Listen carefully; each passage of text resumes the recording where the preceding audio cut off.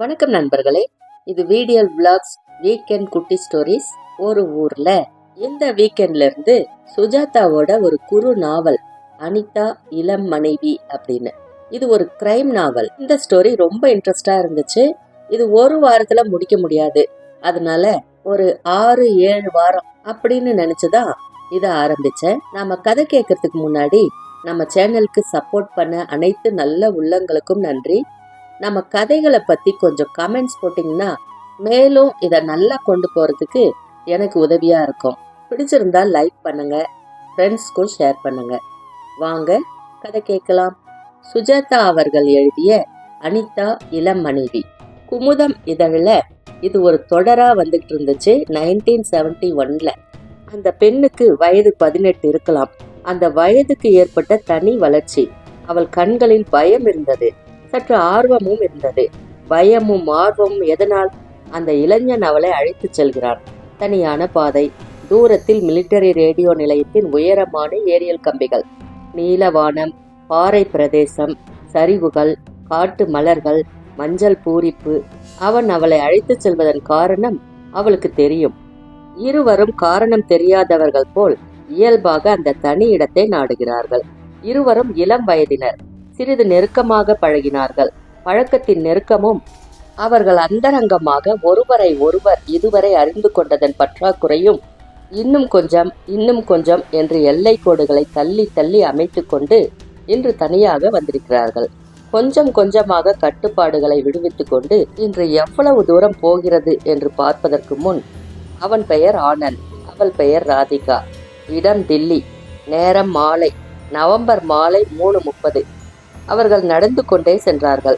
இடது பக்கம் பாதை சரிவு, அதில் புல் தரைகள் திட்டு திட்டாக, பூமரங்கள், ஜாகராண்டா, குல்மொகர், வர்ண வர்ண பூப்புதர்கள், ஓர் அழகான பூஞ்சோலையாவதற்கு தயாராகி கொண்டிருக்கும் இடம். அவன் கண்கள் தேடின. கூட்டமில்லை, அதனால் தான் அங்கு வந்திருக்கிறான். அவர்கள் பேசுவதை கேட்கலாம். பார், என்ன அழகான பூ. அவள். ஓ எஸ், இட்ஸ் பிரிட்டி. அவன். ராதிகா, என்னோடு வா. எதுக்கு? எல்லாம் அர்த்தமில்லாத கேள்விகள், அர்த்தமில்லாத பதில்கள். அவனோடு தான் வந்து கொண்டிருக்கிறாள். எதற்கு என்பதும் தெரியும். எதுக்காக? நான் உனக்கு ஒரு ரகசியம் சொல்கிறேன். என்ன ரகசியம்? வா. ஏன்? எங்கே? என்னுடன் வா. ஏன்? இங்கே ஆட்கள் தென்படுகிறார்கள். ரகசியம் தனியாகத்தான் சொல்ல வேண்டுமா? இங்கேயே சொல்லிவிடேன். சொல்கிற ரகசியம் இல்லை இது. என்ன? இந்த நெக்லஸ் புதிதா? அதற்காக தொட வேண்டாம். புதிதா என்று பார்த்தேன். ஏன் கிள்ளுற? சும்மா இருக்க மாட்டேன் அப்படின்றியே. நீ என் தேன், என் சர்க்கரை, என் டார்லிங். எப்பொழுதும் உனக்கு. எங்கே போகிறாய்? வரப்போகிறாயா இல்லையா? எங்கே போகிறாய் என்று சொன்னால்தான். ஒரு பூ, ஒரு மலர் இருக்கிறது. மிக அழகான மலர். அது மிக கஷ்டமான, அணுக முடியாத இடத்தில் இருக்கிறது. அதை மெதுவாக அணுகி, மெதுவாக, மிக மெதுவாக அதை வலிக்காமல் பறிக்கப் போகிறேன். அவள் ரத்தத்தில் சூடேறியது. நான் இங்கேயே இருக்கிறேன். நீ இல்லாமல் பறிக்க முடியாது. உன் உதவி தேவை. வா. சிமெண்ட் கான்கிரீட்டினால் கட்டப்பட்ட ஒரு ஓவர் சைஸ் சுவர், அதன் பின் தேங்கிய தண்ணீர், ஒரு செயற்கை நீரோடை, அது தாவி தாவி கடப்பதற்காக கான்கிரீட் வட்டங்கள். அதை தாண்டியதும் பொதுவாக பூமி ஏறி இறங்கி புதர்கள், புல்வெளிகள், மரங்கள், மரங்களுக்கு பின் இன்னும் மரங்கள், அடர்ந்து சற்று இருட்டான மிக தனியான பச்சை இருட்டு. அந்த இடம் நல்ல இடம் என்றான். அதை அவர்கள் அடைந்தார்கள். சுற்றுமுற்றும் பார்த்தான். ஒரு சில பட்சிகள் திரித்து கொண்டிருந்தன. ஒருவரும் பார்க்க மாட்டார்கள் என்றான். தூரத்தில் சலசலப்பு கேட்டது. வெள்ளை பேண்ட் அணிந்த ஒருவன் நடந்து செல்வது இலைகளுக்கிடையில் தெரிந்தது. இங்கே வேண்டாம் என்றாள். இன்னும் நடக்கலாம் என்றான். நடந்தார்கள். சரேல் என்று பூமி சரிந்து மிக ஆழமான அந்தரங்கமான இடம் ஒன்று தென்பட்டது. அவன் அனாயாசமாக குதித்து அவளுக்காக காத்திருந்தான். அவள் தயங்கி தயங்கி குதித்தாள். அவளை தாங்கி தூக்கி கீழே மெதுவாக. அவள் உற்சாகத்தில் கிரீச்சிட்டாள். மார்பை அழுத்தி கொண்டு சுற்றுமுற்றும் பார்த்தாள். ஒருவரும் நம்மை பார்க்க முடியாது. கீழே மெத்தென்று பச்சை புல். அவைகளில் ஒன்றை கிள்ளி கடித்தான். எப்படி இந்த இடம் என்று கேட்டான். அவள் மெதுவாக சர்வே செய்தாள். எங்கிருந்தோ ஒரு மண்பாதை அவர்கள் இருந்த இடத்துக்கு அருகே வரை வருவது தெரிந்தது. ஒரு வழி தெரிகிறது என்றாள். ஒருவரும் வரமாட்டார்கள் என்றான் அவன். ஷர், நீ இதற்கு முன் இங்கே வந்திருக்கிறாயா? Oh no. அவன் அவள் அருகில் வந்து உட்கார்ந்தான். இந்த நெக்லஸ் புதிதா? நிஜமா சொல்லு. உனக்கு இந்த நெக்லஸ் மேலதான் கவனமா? கழட்டி தந்துடுறேன். வேணாம். No no no. Yes yes yes. Wait please. நான் உன்னை கெஞ்ச கேட்டுக்கிறேன். அவன் அவளை அணைத்தான். அவன் வலது கை அவள் முதுகில் பரவியது. அவள் உதடுகளில் மெலிதாக தீட்டியிருந்த லிப்ஸ்டிக்கின் பரவலை பற்றி ஒரு முழு வியாசம் எழுதக்கூடிய அளவுக்கு அருகில் இருந்தான். அவன் சாய்ந்தான். அவள் திடீரென்று வீறிட்டாள். அதிவேகமான பயம், பாய்ச்சலில் ஏற்பட்ட அலறல். அங்கே பார், அங்கே பார், அங்கே பார் என்று கிரீச்சிட்டாள். அவள் காட்டிய இடத்தில் ஓர் உடல்.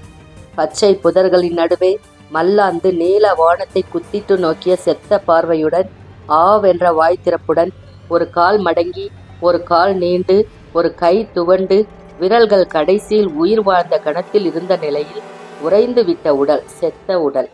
கிளிக். கேமரா ஒரு தடவை கண் சிமிட்டியது. உடனே படம் எடுத்தவன் நடந்து வேறு கோணத்துக்கு சென்றான். வியூ ஃபைண்டரில் பிம்பத்தை தேடி உன்னதமாக தீட்டிக் கொண்டான். கிளிக். இன்ஸ்பெக்டர் ராஜேஷ் ஒரு சிகரெட் பற்ற வைத்தார். மிக ஆசையுடன் புகையை இழுத்து கொண்டார். தயங்கினார். புகையை விடுவித்தார். கீழே பார்த்தார். கீழே கிடந்தவருக்கு வயது 50 இருக்கலாம். அணிந்திருந்த டெர்லின் சட்டை சற்று பெரிதாக இருந்தது. காலில் புதிய ஷூ. காயங்கள் நெற்றியில், கழுத்தில். கான்ஸ்டபிள்கள் புதர்களில் தேடிக்கொண்டிருந்தனர். ஓரத்தில் நின்று கொண்டிருந்த ஆனந்த் தீப்பெட்டி கடன் வாங்கி தன் பையில் இருந்து ஒரு பாக்கெட்டை எடுத்து ஒரு சிகரெட்டை உதிர்த்து பற்ற வைத்துக் கொள்வதற்கு முன் கேட்டான். இன்ஸ்பெக்டர் சாப், ஒரு விண்ணப்பம். ஏதோ யோசனையில் இருந்தவர் என்றார். நான் போகலாமா என்றான். கூடாது என்றார் சுருக்கமாக. அதுதான் எல்லா கேள்விகளையும் கேட்டுவிட்டீர்களே. இன்னும் பாக்கி இருக்கிறது. இந்த இடத்திற்கு ஒருவரும் அண்ட முடியாத இடத்திற்கு நீங்கள் ஏன் வந்தீர்கள்? சும்மா. ஒரு பொய் சொல்லி பாருங்கள். பொய்யில்லை. எங்கே அந்த பெண்? பெண்ணா? போலீஸ் வருவதற்கு முன் சட்டையில் படிந்திருக்கும் லிப்ஸ்டிக் கரையை அகற்றியிருக்க வேண்டும்.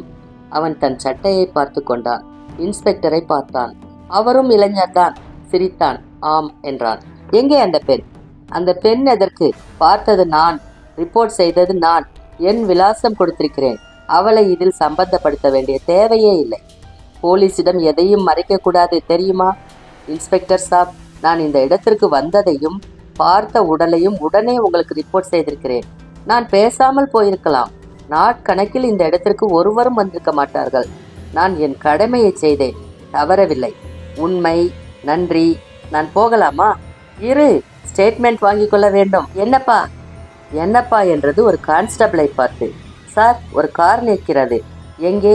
This is going to be easy என்று நினைத்து கொண்டார். அவன் அழைத்து சென்ற பாதை அந்த மண் பாதை. வளைந்து நெளிந்து திரும்பி சுமார் 1 ஃபர்லாங் சென்றது. அந்த பாதை தார் ரோட்டில் சேரும் சந்திப்பின் இறக்கத்தில் ஓர் ஓரத்தில் சற்று சாய்ந்து ஒரு சிறிய கார் நின்று கொண்டிருந்தது. தார் ரோடிலிருந்து ஒருவரும் கவனிக்க முடியாத ஒதுக்கத்தில் அது இருந்தது. அதன் கதவு திறந்திருந்தது. தொடாதே என்றார். கார் புதிதாக சேதமில்லாமல் இருந்தது. புழுதி படிந்திருந்தது. அதன் சாவி தென்படவில்லை. நீ இங்கேயே இரு என்று கான்ஸ்டபிளிடம் சொல்லிவிட்டு மறுபடி அந்த மண் பாதையில் அந்த உடலை நோக்கி சென்றார். அங்கிருந்த கான்ஸ்டபிள் அவர் வரவுக்கு காத்திருந்தான். போட்டோ பிடிப்பவர் புல்தரையில் உட்கார்ந்திருந்தார். சார், இது கீழே கிடந்தது என்று பர்ஸை போலிருந்த பொருளை அவரிடம் கான்ஸ்டபிள் கொடுத்தான். ராஜேஷ் அதை திறந்தார். அதில் காரின் இக்னிஷன் சாவியும் பெட்ரோல் மூடியின் சாவியும் மற்றொரு சாவியும் இருந்தன. இன்ஸ்பெக்டர் முதல் தடவையாக அந்த உடலை தொட்டார். தொடுகையில் சற்று அருவருப்பு இருந்தது. பைகளை தேடினார். பர்ஸ் இருந்தது. பர்ஸை திறந்தார். காலியாக இருந்தது. ஆனால் பர்ஸின் ஓர் அறையில் ஒரு அச்சிட்ட கார்டு இருந்தது. அதில் மிக அழகாக தங்க எழுத்துக்களில் ஆர்.கே. சர்மா, நீலிமா 47, வசந்த் விகார் 616645 என்று அச்சிட்டிருந்தது. அப்பொழுதுதான் இன்ஸ்பெக்டர் அந்த காயங்களை பார்த்தார். இந்த மரணம் நிச்சயம் இயற்கையானதல்ல. எப்பொழுது இருந்திருப்பார்? பர்ஸ் பையில் இருக்கிறது. நல்ல வேலை பெயர் விலாசம் இருக்கிறது. கார் சாவி இருக்கிறது. Double check. எப்படி இருந்திருப்பார்? He is so cold. மார்ச்சுவரியிலிருந்து எடுத்துக்கொண்டு போய் கிழித்து பரிசோதித்து சொல்வார்கள். கணக்கிடுவார்கள். கழுத்தில் பதிந்திருக்கும் காயங்களை கணக்கிடுவார்கள். இத்தனை சென்டிமீட்டர் நீளம், இவ்வளவு அகலம். உடலின் காயங்களை வரிசைப்படுத்துவார்கள். வயிற்றை கிளறி மிகச்சிறிய துண்டெடுத்து டெஸ்ட் டியூப்களில் போட்டு ரசாயன குழுக்களில் அலசுவார்கள். பற்களை கவனிப்பார்கள். அந்த மண்டையில் தெரிந்த மெல்லிய இரத்த கீறல். ஷர்மா, ஆர்கே ஷர்மா, வசந்த் வியார். பெரிய புள்ளி. இன்ஸ்பெக்டர், நான் போகலாமா? இந்த இளைஞன் வேறு, ஆனால் பையன் பரவாயில்லை. ரிப்போர்ட் செய்வதற்கு மகத்தான தைரியம் வேண்டும். மற்றவர்கள் ஓடி இருப்பார்கள். ஸ்டேஷனுக்கு என்னுடன் வந்துவிட்டு உடனே நீங்கள் போகலாம் மிஸ்டர் நாராயணன். போட்டோ எடுத்தவன் எழுந்தான். நீங்கள் சற்று நேரம் இருங்கள். 3850வும் 718ம் இருக்கிறார்கள். நான் ஒரு டெலிபோன் கால் செய்துவிட்டு உடலை வில்லிங்டனுக்கு எடுத்துச் செல்ல பந்தோபஸ்து செய்துவிட்டு வருகிறேன். வர்றப்ப அப்படியே பான் வாங்கிட்டு வாங்க சார் என்றான் போட்டோ. அனிதா அந்த அறையில் பாடிக்கொண்டிருந்தாள். சந்தன மனமும் ஷவரிலிருந்து பெருகும் இதமான வெந்நீரும் மிக வெண்மையான பதிந்த கற்களும் மிக மெதுவாக அவள் தன் உடலை திருப்பி திருப்பி சுடுநீரின் தொடுகையில் ஒரு அரை மயக்கத்தில் பாடிக்கொண்டிருந்தாள். தண்ணீர் துளிகள் அவள் உடம்பின் வளைவுகளில் சரிந்தன, நேர்பட்டன, தழைந்தன, சொட்டின. அறைக்கு வெளியே சற்று நேரமாக அடித்து கொண்டிருந்த டெலிபோன் அப்பொழுதுதான் அவளுக்கு உரைத்தது. ஷவரை நிறுத்தினாள். கேட்டாள். ஆம், டெலிபோன் அடித்து கொண்டுதான் இருந்தது. அவள் அவசரப்படவில்லை. மிக வெண்மையான டவலை எடுத்து உடம்பெல்லாம் ஒத்திக்கொண்டாள். எதிரே இருந்த கண்ணாடியில் அவள் மார்பு வரை தெரிந்தது. உடனே துண்டை சுற்றி மறைத்து கொண்டாள். ரப்பர் செருப்பு அணிந்தாள். கதவை திறந்தாள். இன்னும் பல இடங்களில் ஈரமாக நடந்தாள். அடுத்த அறையில் டெலிபோன் எக்ஸ்டென்ஷன் இருந்தது. டெலிபோன் பிடிவாதமாக அடித்து கொண்டுதான் இருந்தது. அந்த டவல் போல வெண்மையாக இருந்த டெக்னிஸ் நாய் ஒன்று பாத்ரூம் வாசலில் காத்திருந்து அவளை கண்டதும் வால் சாமரம் வீசி கண்களில் சந்தோஷத்துடன் அவளை தொடர்ந்தது. நீயும் இன்று குளிக்கப் போகிறாய் என்று நாயிடம் சொல்லிக்கொண்டே டெலிபோனை எடுத்து ஹலோ என்றாள். Is it 616643? Yes. Mister Sharma, RK Sharma வீடா இது? ஆம். உங்கள் வீட்டு கார் நம்பர் என்ன? யார் பேசுறது? போலீஸ். என்ன விஷயம்? உங்கள் வீட்டு கார் நம்பர் என்ன? எந்த கார்? 2 கார் இருக்கிறது. கீழே தண்ணீர் துளிகள் அவள் பாதங்கள் மூலம் வழித்து மெதுவாக ஒன்று சேர்ந்து திரண்டு கொண்டிருந்தன. Fiat TLK 2520. ஏதாவது விபத்தா? நீங்கள் பேசுவது? ஸ்ரீமதி ஷர்மா. மிஸ்ஸஸ் ஷர்மா, நீங்கள் உடனே வில்லிங்டன் ஹாஸ்பிட்டலுக்கு வாருங்கள். மிக முக்கியமான விஷயம். என்ன? என்ன சொல்லுங்களேன். உங்கள் கணவர் அந்த காரில் வெளியே சென்றாரா? ஆம், ஹரியானா பக்கம் போயிருக்கிறார். நேற்று கிளம்பினார். நாளை மறுநாள் வருகிறேன் Mrs Sharma, I am sorry, நான் இதை சொல்ல வேண்டியிருக்கிறது. அந்த கார் அப்பர் ரிட்ஜ் ரோடு அருகில் பிரியும் ஒரு மண்பாதையில் ஒதுக்குப்புறமாக நின்றிருந்தது. அந்த இடத்திலிருந்து சுமார் 1 ஃபர்லாங் தூரத்தில் ஒரு அடர்த்தியான தனியான புதரில் நாங்கள் ஓர் உடலை பார்த்தோம். அது உங்கள் கணவராக இருக்கக்கூடும். உடல் என்றால் இறந்த உடல். ஓ காட் காட். மிஸ்ஸஸ் ஷர்மா, நாங்கள் உங்களுக்கு இந்த துக்கமான தகவலையும் தெரிவித்து உங்களுக்கு சிரமம் கொடுக்க நேரிடுவதற்கு மிகவும் வருந்துகிறோம். நீங்கள் வில்லிங்டன் ஆஸ்பத்திரிக்கு வந்து உடலை அடையாளம் காட்ட வேண்டும். அல்லது தெரிந்தவர்கள் யாரையாவது அனுப்ப நானே வருகிறேன். அது அவராக இருக்கக்கூடாது. நாங்கள் இன்னும் சில நிமிஷங்களில் உங்கள் வீட்டுக்கு ஜீப் மிஷன் பொம்மை போல டெலிபோனை அவள் வைத்தாள். டைமண்ட் ராஜாவை வைத்தான் பாஸ்கர். ஷர்மாவின் அந்தரங்க காரியதரிசி. விழவில்லை. ராணியை வைத்தான். விழவில்லை. ஜாக்கியை 10ஐ வைத்ததும் ஆஸை போட்டு பிடித்து கொண்டான் பாஸ்கர். என்ன அபாரமாக ஆடுகிறான் இந்த பாஸ்கர். சகாவிடம் இருக்கும் சீட்டு அத்தனையும் கண்ணாடி போல அவனுக்கு தெரிகிறது. பார்ட்னரிடம் இனி டைமண்ட் இருக்காது. பாஸ்கர் நேராக தன் ஸ்பேட் ஷீட்டுகளை ஆடினான். 3ஆம் தடவை ராணியை வைத்ததும் ஜாக்கி 10ம் 2ம் விழுந்தன. சரியாக எண்ணி வைத்தாற்போல் 9 பிடி 3 நோ ட்ரம்ப் பிடித்து கொண்டு பாக்கி சீட்டுகளை கவிழ்த்து போட்டான். பாஸ்கர் எப்போதுமே இப்படித்தான். எடுத்துக்கொண்ட காரியத்தை அளவாக முடிப்பான், கச்சிதமாக முடிப்பான், அதிகம் பேச மாட்டான். பாஸ்கர் அடுத்த ஆட்டத்துக்காக சீட்டுக்களை வழங்கி கொண்டிருக்கும் போது வீட்டுக்கு வெளியே காரின் ஹார்ன் சப்தம் கேட்டது. அது கூப்பிட்ட சிறிய ஹார்னில் ஒரு அவசரம் தென்பட்டது. அந்த ஹார்ன் சற்று வித்தியாசமான ஹார்ன். முதலாளியின் பெரிய மெர்சிடிஸ் காரின் ஹார்ன். பாஸ்கர் தன் நண்பர்களிடம் எக்ஸ்கியூஸ் மீ என்று சொல்லிவிட்டு அறைக்கு வெளியே வந்து பால்கனியிலிருந்து கீழே எட்டி பார்த்தான். டிரைவர் நின்று கொண்டிருந்தான். இவனை பார்த்ததும் உடனே வாங்க என்றான். டிரைவரின் முகத்தில் கலவரம் இருந்தது. பாஸ்கர் சட்டை மாற்றிக்கொண்டான். செருப்பில் கால்களை செருகிக் கொண்டு படிகளில் சரிந்து கீழே வந்த போது கூட சட்டை பட்டன்களை போட்டு முடிக்கவில்லை அவன். என்ன? முதலாளி இறந்து போய்விட்டார். என்னது? எப்படி? எங்கே? காரில் ஏறுங்கள் சொல்கிறேன். அம்மா ஆஸ்பத்திரியில் இருக்கிறார்கள். அந்த மெர்சிடிஸ் டிரைவரின் விரல் திருப்பத்தில் ஒடிந்து உயிர் பெற்று சீறி சுழன்று எய்த அம்பு போல் புறப்பட்டது. ஆஸ்பத்திரி.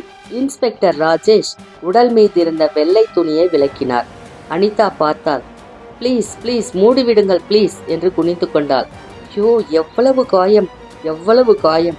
மிஸ்ஸஸ் சர்மா, இந்த உடல் என் கணவர்தான் என்று விலகி ஒரு மூலைக்கு சென்று புடவை தலைப்பில் முகம் புதைத்து அழுதாள். அந்த வெண் துணி மறுபடி சர்மாவின் உடலை மூடியது. பாஸ்கர் வந்தான். முதலாளிதான் என்று அடையாளம் சொன்னார்.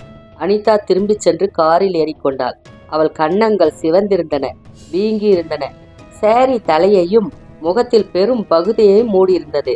நெற்றி புருவத்தின் மத்தியில் விரலை அழுத்தி குனிந்து கொண்டு காத்திருந்தால் புறப்படுவதற்கு. காருக்கு வெளியே பாஸ்கரும் இன்ஸ்பெக்டர் ராஜேஷும் நின்று கொண்டிருந்தார்கள்.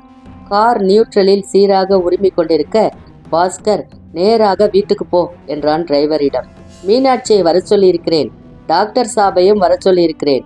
நீங்கள் ரெஸ்ட் எடுத்துக்கொள்ள வேண்டும். நான் இன்னும் 1 மணி நேரத்தில் வருகிறேன். அவர்கள் வீட்டில் இருப்பார்கள் என்றான் அனிதாவிடம். அனிதா ஒன்றும் பேசவில்லை. குனிந்த தலை நிமிரவில்லை. கார் சென்றது. அதன் சிவப்பு விளக்குகள் ஒரு தடவை பிரகாசமாக விழித்துவிட்டு கோபம் தணிந்தன.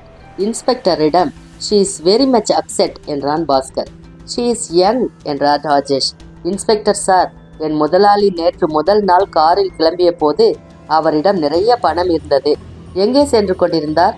பிசாருக்கு. அங்கே அவருடைய ஃபேக்டரி இருக்கிறது. தனியாக சென்றாரா? இல்லை, அவருடன் கோவிந்தும் காரில் சென்றிருக்கிறார். கோவிந்த் யார் அது? அவருடைய வேலைக்காரன். கோவிந்த் எங்கே? எங்கே? 47 வசந்த் விஹார். பாலம் விமான நிலையத்திற்கு செல்லும் பாதையில் புதிய பணக்காரர்களின் காலனி வசந்த் விஹார். இளம் ஆர்கிடெக்டுகள் தத்தம் இஷ்டப்படி அமைத்து கட்டிய விதம் விதமான வீடுகள். இங்கே நிற்பவர்கள் இந்தியா ஒரு ஏழை நாடு என்று சொன்னால் நம்ப மாட்டார்கள். இன்ஸ்பெக்டர் ராஜேஷ் வசந்த் விஹாரில் சர்மாவின் வீடான 47ஆம் எண்ணை அடைந்த போது அப்படித்தான் நினைத்தார். 2-3 பேர் வசிக்க இவ்வளவு பெரிய வீடா? மாடி வீடு. மாடி என்றால் நவீன மாடி.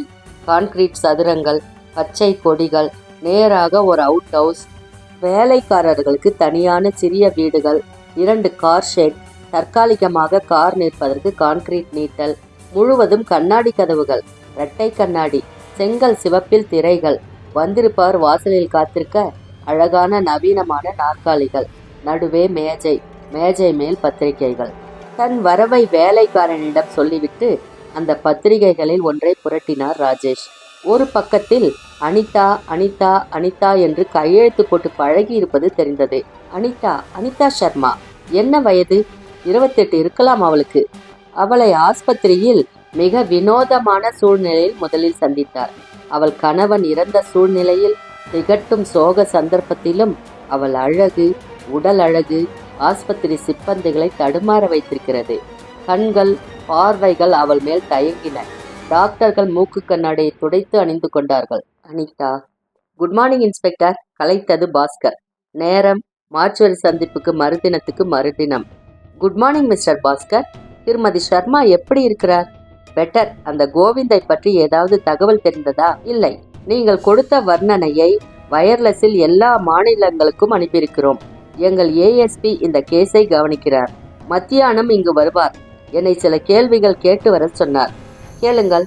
திருமதி சர்மாவை கேட்க வேண்டும். நானே இன்னும் அவரை பார்க்கவில்லை. மாடியிலேயே அடைத்து கிடக்கிறார்கள். சரியாக சாப்பிடவே இல்லை. இந்த சம்பவம் அவரை மிகவும் பாதித்திருக்கிறது. எதற்கும் மேலே போய் பார்த்து வர சொல்கிறேன். ராம் வந்தான். மீனாட்சியை கூப்பிட சொன்னான். மீனாட்சி வந்தாள். பாஸ்கர் தன் பையில் இருந்த சிறிய நோட் புத்தகத்தை எடுத்து பால் பாயிண்ட் பேனாவினால் ஒரு செய்தி ஒரு பக்கத்தில் கிறுக்கி, இதை அம்மாவிடம் கொடு என்றான். அவள் சென்றாள். யார் இந்த பெண் என்றார் ராஜேஷ். திருமதி சர்மாவிற்கு உதவியாக இருக்கிறாள். ஏழை பெண், பெரியவருக்கு தூரத்து உறவு. மிஸ்டர் பாஸ்கர், இந்த கோவிந்த் என்பவனை பற்றி இன்னும் சில தகவல்கள் வேண்டும். அவன் இங்கே என்ன வேலை செய்து கொண்டிருந்தான்? பெரியவருக்கு உதவியாளராக இருந்தான். அவருடனேயே இருப்பான். உடம்பு பிடித்து விடுவான். ஷூ பாலிஷ் போடுவான். சட்டையெல்லாம் எடுத்து வைப்பான். எவ்வளவு நாட்களாக அவன் வேலையில் இருக்கிறான்? நான் இந்த வீட்டில் சேர்ந்து 8 வருஷம் ஆகிறது. அதற்கு முன்பிருந்தே, ஏன் சிறு வயதிலிருந்தே இருக்கிறான் என்று சொல்லியிருக்கிறார்கள். அவன் எங்கே தங்கியிருந்தான்? இங்கேதான், அவுட் ஹவுஸில். நான் அந்த இடத்தை சோதனை போட வேண்டும். தாராளமாக. அப்புறம் மற்றொரு விஷயம். இன்ஸ்பெக்டர் தன் குறிப்பு புத்தகத்தை எடுத்து விரலை நாக்கில் தொட்டு சில பக்கங்களை புரட்டினார். ஓ எஸ், பணம். அன்று காரில் சென்ற போது ஷர்மாவிடம் நிறைய இருந்தது என்றீர்களே, அதை நிரூபிக்க முடியுமா? நான் தான் பேங்கில் போய் முதல் நாள் 14,000 ரூபாய் எடுத்து வந்தேன். அதில் எவ்வளவு எடுத்துக்கொண்டு சென்றார் என்பது எனக்கு தெரியாது. அவர் ஏன் போனார்? உங்களை அனுப்பியிருக்கலாமே. ஃபேக்டரியில் ஒரு தகராறு இருந்தது. அவரே நேரில் தீர்த்து வைக்க சென்றார். மேலும் அன்று நான் லீவில் இருந்தேன். வீட்டில் விருந்தாளிகள் வந்திருந்தார்கள். அவர்களுடன் ஆக்ரா போயிருந்தேன். இல்லாவிட்டால் நானும் அவருடன் போயிருக்க வேண்டியவன்தான். பாஸ்கர் எந்த அர்த்தத்தில் அந்த கடைசி வாக்கியத்தை பிரயோகித்தான் என்று யோசித்துவிட்டு இன்ஸ்பெக்டர், மிஸ்டர் பாஸ்கர், அந்த கோவிந்த் என்பவன் 14,000 ரூபாய்க்காக தன் எஜமானரை கொல்லக்கூடியவனா? அவன் எப்படிப்பட்டவன்? உங்கள் அபிப்பிராயத்தை சொல்லுங்கள். Off the record. கொஞ்சம் கஷ்டம் இதற்கு பதில் சொல்வது. இவன் கொலை செய்வான், இவன் கொலை செய்ய மாட்டான் என்று மனிதர்களை பாகுபடுத்துவது சற்று சிரமமான காரியம் அப்படின்னு நினைக்கிறேன். ஆனா இது என்னவோ நிஜம். கோவிந்த் அவருடன் காரில் சென்றிருக்கிறான். அவர் கொலை செய்யப்பட்டிருக்கிறார். கோவிந்தை காணோம். இரண்டும் நாளாவதற்கு முன் பல கேள்விகள் எழுகின்றன. ஷர்மா ஹிசார் சென்றது 18ஆம் தேதி இரவு. உடல் கண்டெடுக்கப்பட்டது 20ஆம் தேதி மாலை. டாக்டர்களின் கணக்கெடுப்புப்படி ஷர்மா இறந்த நேரம் 20ஆம் தேதி அதிகாலையில். அப்படியென்றால் 19ஆம் தேதி முழுவதும் அவர் என்ன செய்தார், எங்கிருந்தார்? ஹிசார் ஃபேக்டரிக்கு போன் செய்து பார்த்துவிட்டேன். அவர் அங்கே வரவே இல்லையாம். நானும் அதை தெரிந்து கொண்டேன். நடுவில் ஒரு தினம் உதைக்கிறது. அவர் எப்படி இறந்தார்? அடிக்கப்பட்டு, உதைக்கப்பட்டு, கழுத்தில் நெரிக்கப்பட்டு, மிதிக்கப்பட்டு. நிச்சயம் 2 அல்லது 3 பேர்கள் வேலை. மீனாட்சி வந்தாள். பாஸ்கரிடம் அந்த காகிதத்தை கொடுத்தாள். அதில் வரச்சொல் என்று பாஸ்கரன் குறிப்புக்கு கீழ் எழுதியிருந்தது. அதை இன்ஸ்பெக்டரிடம் காட்டினான் பாஸ்கர். அனிதா மிக எளிய வெள்ளை சேரை அணிந்திருந்தாள். மேக்கப் இல்லாமல் இருந்தாள். வெள்ளை ரவிக்கை அணிந்திருந்தாள். நெற்றி பால், கூந்தல் கலைந்திருந்தது. அவள் உட்கார்ந்திருந்த படுக்கைக்கு அருகே உணவு மூடியிருந்தது. இன்ஸ்பெக்டர் வந்து நின்றதும் அவள் பேசவில்லை. அவள் எதிரே பாஸ்கர் ஒரு நாற்காலியை போட்டான். அதில் ஓரத்தில் உட்கார்ந்தார். பாஸ்கர் என்றாள் அனிதா. மிகவும் தனிந்திருந்த தங்கச் சரடு போல குரல், குழந்தை குரல். எஸ் என்றான் பாஸ்கர். மோனி, அவளுக்கு தெரிவித்தாயா? நேற்றே கேபிள் அனுப்பிவிட்டேன் மிஸ்ஸஸ் சர்மா. மோனி யார் என்றார் இன்ஸ்பெக்டர் ராஜேஷ். அவருடைய பெண், ஒரே பெண், அமெரிக்காவில் இருக்கிறாள், படிக்கிறாள் என்றாள் அனிதா. அவருடைய பெண்ணா? உங்களுக்கு? நான் அவருக்கு 2ஆம் மனைவி என்றாள் அனிதா. இன்ஸ்பெக்டருக்கு என்ன பேசுவது என்று தெரியவில்லை. சற்று நேரம் மௌனம் நிலவியது. மிஸ்ஸஸ் சர்மா, நான் முக்கியமாக கேட்க வேண்டியது இது ஒன்றுதான். உங்கள் கணவரின் தொழில் மூலமாகவோ அல்லது அவர் சொத்து மூலமாகவோ அவருக்கு எதிரி யாராவது உண்டா? அல்லது அவர் இறந்ததால் பலனடையக்கூடியவர்கள் யாராவது இருக்கிறார்களா? எனக்கு தெரியாது. மிஸ்டர் பாஸ்கர், உங்களுக்கு? எனக்கு கொஞ்சம் தெரியும். அவர் சொத்து முழுவதும் சொந்தமாக சம்பாதித்தது. அதில் ஏதும் விவகாரமோ சண்டையோ கிடையாது. அவர் உயில் எழுதி வைத்திருக்கிறார். அது எனக்கு தெரியும். நான் தான் வக்கீலை அழைத்து வந்தேன். ஆனால் உயிலின் விவரம் எனக்கு தெரியாது. அதை தெரிந்து கொள்வதில் ஏதும் கஷ்டம் இருக்காது. அவருக்கு மகன் கிடையாதா? இல்லை, அனிதா கூறினாள். அவர் என்னை மிகவும் அன்பாக நடத்தினார். என் மேல் உயிரை வைத்திருந்தார். இன்ஸ்பெக்டர், அவர் ரொம்ப நல்லவர். ஒருவருக்கும் கெடுதல் நினைக்காதவர். அவருக்கு ஏன் இப்படிப்பட்ட மரணம் சம்பவிக்க வேண்டும்? எத்தனை காயங்கள், எத்தனை காயங்கள்! அனிதாவின் கண்கள் மூடின. தலை பின்புறம் சாய்ந்து அப்படியே நின்றது. அவள் கண்களில் கண்ணீர் துளிகள் ஜொலித்தன. மேலே விசிறி மெல்ல சுற்றி கொண்டிருக்க அவள் சேரி லேசாக அசைந்தது. மீனாட்சி அருகில் வந்து அவளை அழைத்து சரிப்படுத்தினாள். பாஸ்கர், கொஞ்சம் என்னுடன் வாருங்கள் என்றார் இன்ஸ்பெக்டர். கீழே இறங்கி வந்ததும் இன்ஸ்பெக்டர் ராஜேஷ் சிகரெட் குடிக்க மிக விரும்பினார். பாஸ்கரிடம் அனுமதி கேட்டு சிகரெட் பெட்டியை எடுத்து திறந்து பாஸ்கரிடம் நீட்டி, நான் குடிப்பதில்லை. தனக்கொன்று எடுத்துக்கொண்டு தட்டி உதட்டில் பொருத்தி பற்ற வைத்து ஓர் இழுப்பு இழுத்து சுவாச பைக்குள் புகை மேகம் பரவியதும் தான் அவர் படபடப்பு அடங்கியது. வீட்டின் பின்புறத்தில் தனியாக இருந்தது அந்த சிறிய வீடு. ஒரே ஆள் தான் வசிக்கலாம். அதன் கதவு திறந்திருந்தது. உள்ளே அறை தெரிந்தது. இடது பக்கம் ஒரு சமையல் அறையும் அடுத்து சிறிய குளியல் அறையும் மற்ற தேவைக்கான அறையும் வரிசையாக இருந்தன. பின்புறம் சிறிய தோட்டம் இருந்தது. இங்கேதான் கோவிந்த் வசித்து வந்தான் என்றான் பாஸ்கர். அந்த அறையில் ஒரு அலமாரி இருந்தது. சுவரில் இந்தியன் ஆயில் கார்ப்பரேஷனின் ஒரு கேலண்டர் தொங்கியது. அலமாரியில் விஷ்ணு படம், ஊதுவத்தி பாக்கெட், காய்ந்த பூக்கள், ரசம் போன கண்ணாடி. அலமாரியின் கீழ்த்தட்டில் ஒரு தகர ட்ரங்க். இன்ஸ்பெக்டர் அந்த ட்ரங்க் பெட்டியை திறந்தார். ஒழுங்காக வெள்ளை கதர் சட்டைகள் அடுக்கி வைக்கப்பட்டிருந்தன. 2 காக்கி பேண்ட், ஒரு நோட் புத்தகம், சில இந்தி நாவல்கள், ஒரு பேனா. என்றார். என்ன தேடுகிறீர்கள்? அவன் போட்டோ வேண்டும், கிடைக்குமா? போட்டோ போட்டோ பாஸ்கர் யோசித்தான். முயற்சி செய்கிறேன். குடும்ப ஆல்பத்தில் ஏதாவது ஒரு போட்டோவில் இருக்கலாம். கோவிந்த் பிரம்மச்சாரி? ஆம். எத்தனை வயது இருக்கும்? 40, 45. எந்த ஊர்க்காரன்?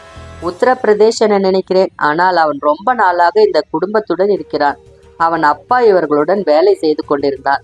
அப்பொழுது இந்த குடும்பம் பட்டேல் நகரில் இருந்தது. இவ்வளவு செல்வாக்கும் இல்லை. சர்மா கடுமையாக உழைப்பவர், அதிர்ஷ்டக்காரர். தொட்டதெல்லாம் தங்கமாக மாற்றினார். இந்த வீடு புதிதாக கட்டி வந்து 2 வருஷம்தான் ஆகிறது. இது அவருடைய கனவு வீடு. தாஜ்மஹால். முதல் மனைவிக்கா, 2ஆம் மனைவிக்கா? ஓ எஸ், நீங்கள் திருமதி அனிதா சர்மாவை பற்றி கேட்க விரும்புகிறீர்கள். ஆம். அவர் அவளை எங்கே, எப்படி சந்தித்தார் என்பதெல்லாம் எங்களுக்கு தெரியாது. கல்யாணம் நடந்து சரியாக 2.5 வருஷங்கள் ஆகிறது. அவருக்கு அவளிடம் ஒரே மயக்கம். அன்பு என்றால், காதல் என்றால், பாசம் என்றால் போதாது, obsession. She is a beautiful women. ஆம். பாஸ்கர் தன் நகத்தை பார்த்து கொண்டான். இன்ஸ்பெக்டரின் பார்வையை தவிர்த்தான். மற்றொரு விஷயம், இந்த கோவிந்திடம் ஏதாவது ஆயுதம் இருந்ததா என்றார் ராஜேஷ். புரியல. இந்த கேள்வி உங்களுக்கு வினோதமாக படும். கோவிந்திடம் எப்பொழுதாவது ஒரு சவுக்கை பார்த்த ஞாபகம் இருக்கிறதா? சவுக்கா? சவுக்கு, சாட்டை. பாருங்கள் மிஸ்டர் பாஸ்கர், இறந்து போன சர்மாவின் உடல் முழுவதும் சவுக்கடி காயங்கள், கீறல்கள் இருந்தன. Oh no. அது வரைக்கும் இந்த எபிசோட்ல பார்த்தோம். அதுக்கு பின்னால என்ன நடந்துச்சுன்னு அடுத்த எபிசோட்ல பார்க்கலாம். அது வரைக்கும் உங்களிடமிருந்து நன்றி கூறி விடைபெறுவது VDL Vlogs VDL. நன்றி, வணக்கம்.